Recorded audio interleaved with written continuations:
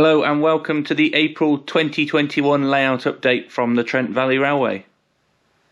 In this update I install some more backscene.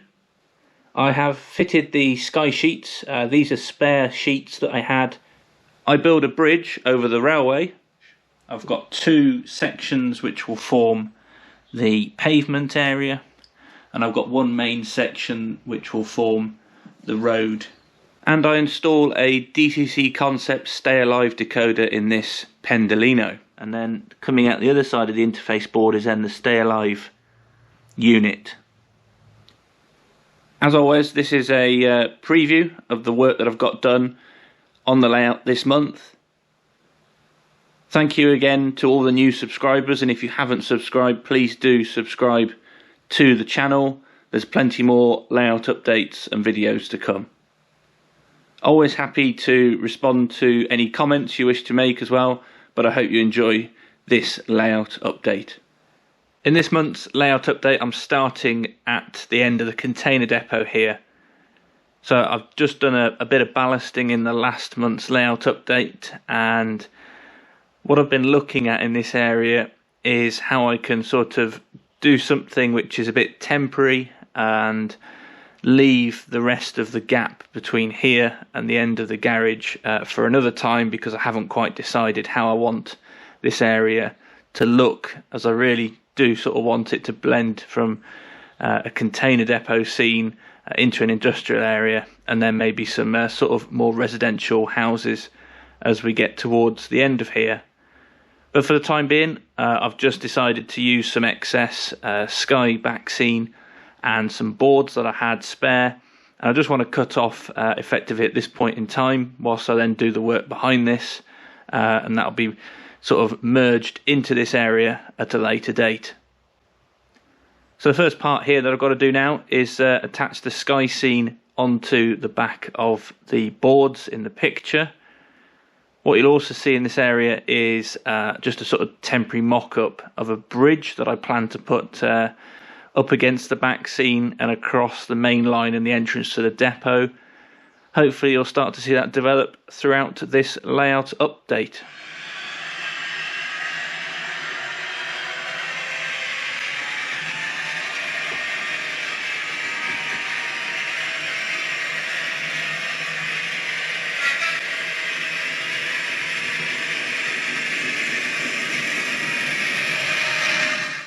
I have fitted the sky sheets. These are spare sheets that I had from when I did the centre breeze block area in the container depot just to the right of this shot here.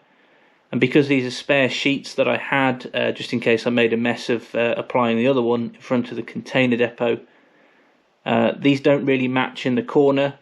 And also what you'll see here is as well, because of the way that this board now comes across the main lines, it cuts off some of the light coming across from one of the ceiling lights. So that means that the left one there looks a little bit darker, but it is actually the same colour sky as the one on the right hand side. The one on the right at the back and carries on into the same sort of sky colour as the one I fitted previously. So there are some gaps at the bottom, but these will be filled. So the road bridge across the main line will fill the one coming across the layout, and then the one at the very back where I'll put the entrance to the access for the road vehicles there, I'm going to obviously fill up the area there with the same level of concrete hard standing and base as I've got for the end of the container depot. So that will eventually hide all the bottom areas of the sky sheets coming down to the bottom of the baseboard. Hopefully, next stage now is to start getting the bridge built from some of the spare wood that I've again got left over from building all the different parts of the layout so far.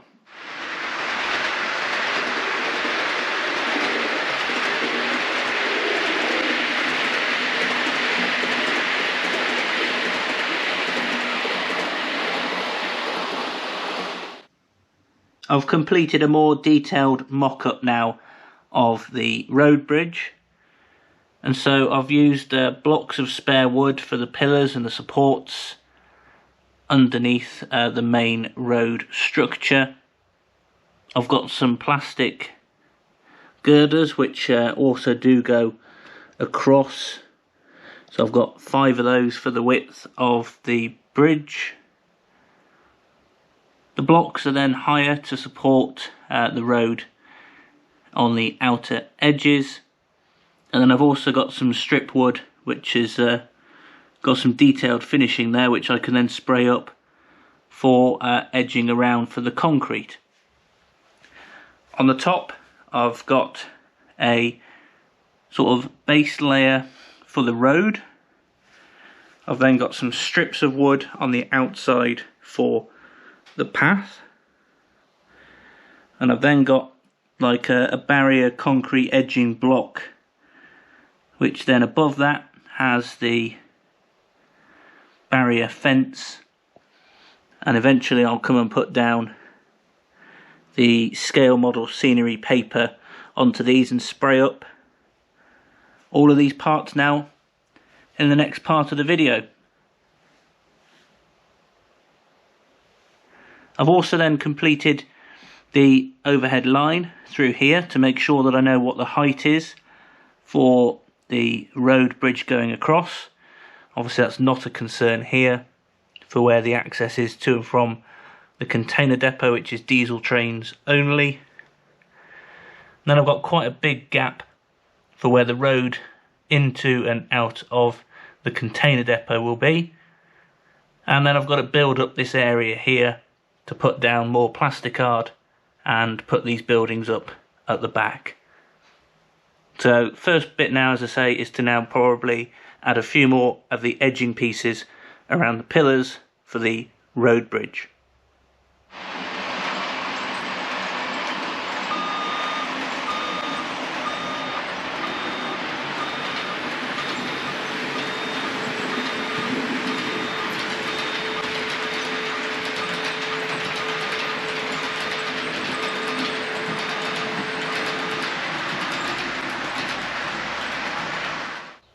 I've completed a lot of work since the last part of the video, and the main thing that you'll note first of all is I've sprayed up the pillars and the wing walls for the road bridge over the railway. So I've put a base spray coat of just some limestone spray paint, and then after that what I've used for the areas around the pillars is then some textured stone spray paint. I've also then sprayed up the girder, so the steel girder that sits across the road bridge there, and I've used the Oxford green spray paint to give that a bit of a different colour.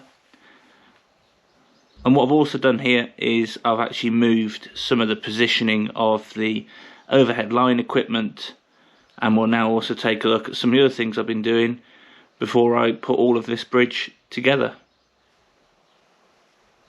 This is the area behind the bridge and the back scene that I've just put in, and I've added a short section here of more back scene with some trees and a bit of sky.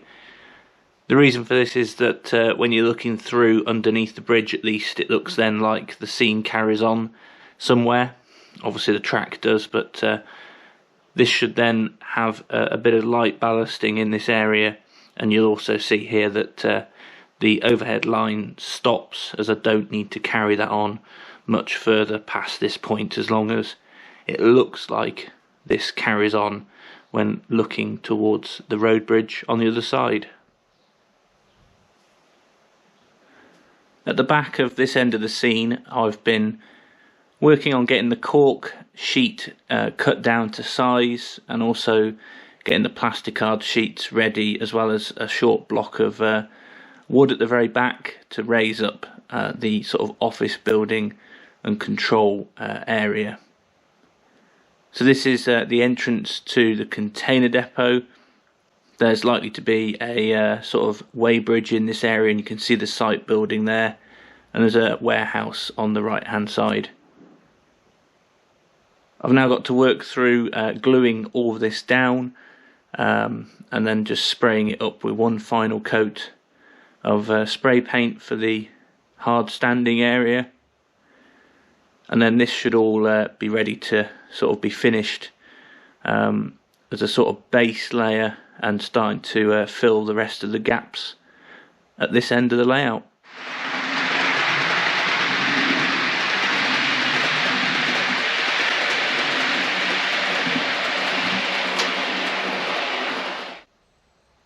I've scratch built this road bridge and tried to keep it as much in sort of realistic build as possible. So across the middle I've got the steel girders, which I've spray painted into the green.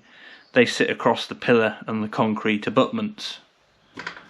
In building up then the wood plywood on top of the bridge, I've got two sections which will form the pavement area, and I've got one main section which will form the road in the middle.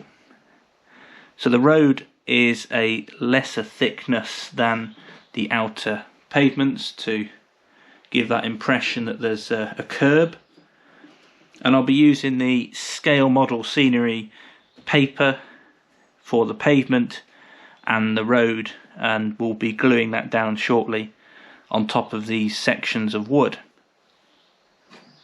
To finish this off as well, I have a concrete barrier edging which will be put on the edges of either side of the bridge like that, and I've spray painted that and the outer facing side of the pavement in the limestone colour, so it looks like a brand new build for bridge construction.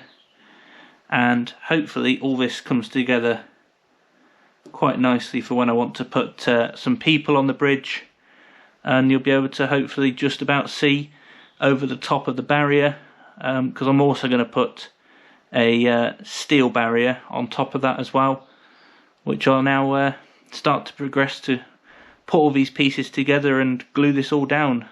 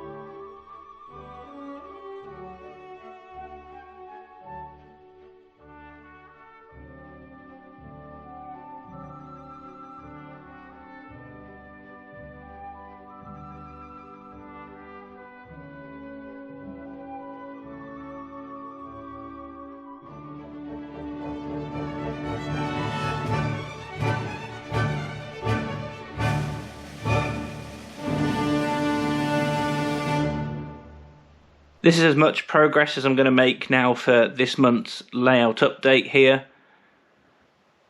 Making good progress, and happy that I've now got the scenic divide in here with the overbridge.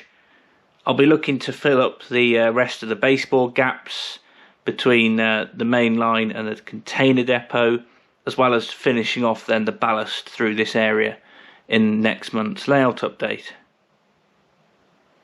To finish off this month's layout update, we're just now going to take a quick look at the DCC Concepts Stay Alive decoder, which I've installed in my Virgin Pendolino. Here is the Pendolino that I've installed the DCC Concepts Stay Alive decoder into. Now let's have a look inside this and take a look at the bits that I've installed. I've taken off the body shell of the Pendolino, and the only thing to note is be careful of getting it off at the frame at the back with the coupling, but otherwise it just clips off. And then inside I have the Zen black decoder from DCC Concepts. This is a 8-pin, so this is going straight directly then plugging into the 8-pin interface board, PCB board inside the Pendolino there. There's then a cable with the 3 wires coming out of that, which then gets plugged into the interface board, and then coming out the other side of the interface board is then the Stay Alive unit.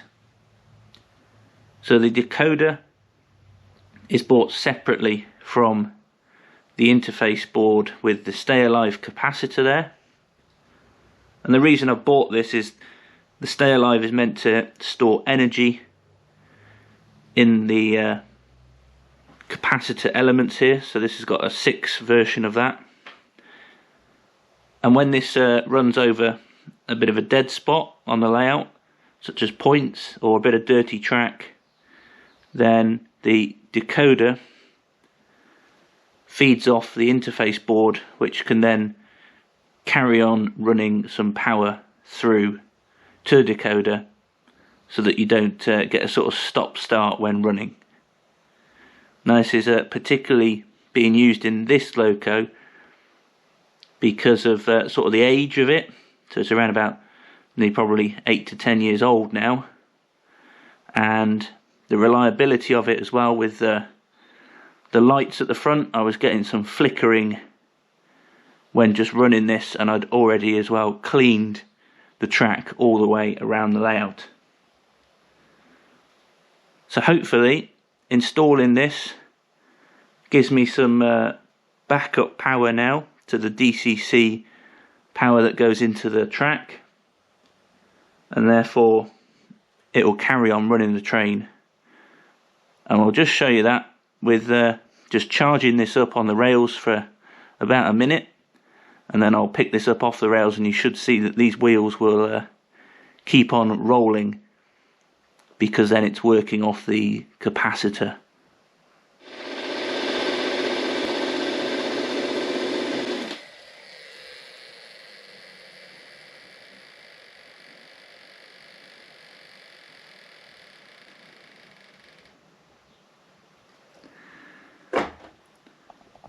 So there we go. I'll just take the rolling road off the main line now, and we'll just finish off with a few shots of this running through the layout and the new bit of work that I've been doing this month.